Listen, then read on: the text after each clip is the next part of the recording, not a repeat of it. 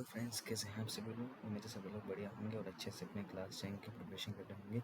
तो आज की इस वीडियो में हम लोग बात करने जा रहे हैं क्लास 10th CBSE मैथ्स का chapter number 3 pair of linear equation in two variables का एक और पीवाईक्यू, जो कि पीवाईक्यू नंबर 9 है। और ये क्वेश्चन 2025 यानी इसी साल पूछा जा चुका है और ये 1 नंबर का क्वेश्चन है, यानी कि MCQ है।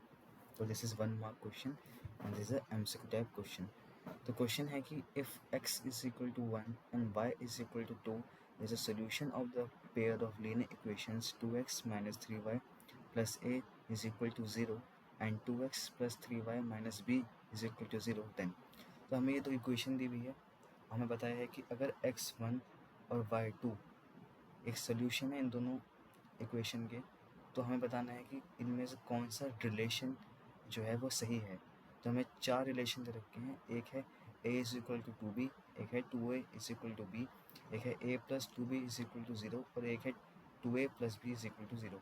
अब कौन सा रिलेशन सही है ये हमें बताना है।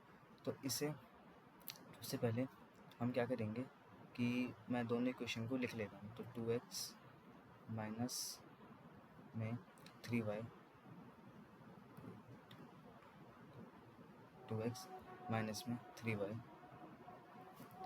प्लस में a इज इक्वल टू 0 और दूसरी इक्वेशन है मेरी 2x प्लस में 3y माइनस में b इज इक्वल टू 0। अब ये जो x इज इक्वल टू 1 और y इज इक्वल टू 2 है वो हमारा सोल्यूशन है। इसका मतलब कि अगर मैं इनके वैल्यूज़ इन दोनों इक्वेशन में डालूं तो मेरी जो वैल्यू आएगी, जो मेरा आंसर आएगा वो 0 आना चाहिए। और यहाँ पे इत्तेफाक से मेरी वैल्यू जो है वो रिजल्टेंट जो है वो 0 ही है। देखिए RHS की वैल्यू 0 है। तो मैं क्या करूँगा, सिंपली मैं ऐसे इक्वेशन 1 मान लेता हूँ और मैं ऐसे इक्वेशन 2 मान लेता हूँ। अब मैं क्या करूँगा, simply put x is equal to 1 and y is equal to 2 in equation 1 and 2। तो मैं करूँगा क्या, अब मैं इन दोनों इक्वेशन में x की वैल्यू को 1 और y की वैल्यू को 2 डाल दूँगा। तो 2 इंटू 1 माइनस में 3 into 2 plus a is equal to 0, then 2 minus में 6 प्लस में a इज इक्वल टू में 0, then minus 4 plus a is equal to में 0, देन a की वैल्यू मेरी आ चुकी है प्लस का 4, a की वैल्यू आ चुकी है प्लस का 4।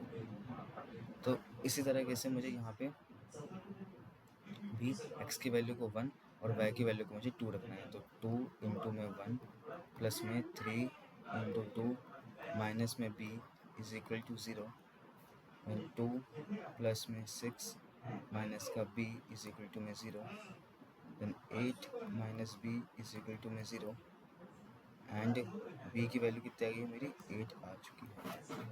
तो a की वैल्यू मेरी है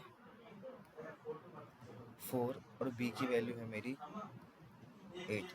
आपको ऐसे नहीं लगा कि अगर मैं a को 2 से मल्टीप्लाई करूं तो मेरा आंसर जो है वो b के इक्वल आ जाएगा, क्योंकि जो b है वो डबल है a से। तो अगर मैं a की वैल्यू को 2 से मल्टीप्लाई करता हूं तो मेरा आंसर जो है b के इक्वल आ जाता है, यानी कि 2a इज इक्वल टू में b। तो ये रिलेशन मुझे मिल गया है। तो देखिए ये रिलेशन मेरे यहाँ लिखा हुआ है कि 2a is equal to b, that is option number B.